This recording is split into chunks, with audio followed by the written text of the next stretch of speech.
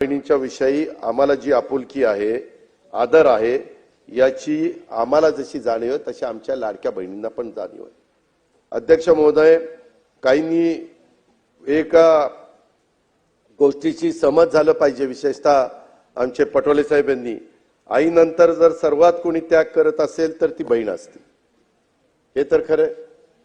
बापाचं पण प्रेम जास्तीत जास्त मुलीवर असतं पोरापेक्षा, आणि त्यामुळं भावावर तिची खूप माया असते। भाऊ कठीण परिस्थितीत असेल तर तिला त्याच्या काळजी असते, आणि त्यामुळे ती कधी त्याच्या भावाला अडचणीत आणण्याची मागणी करत नाही।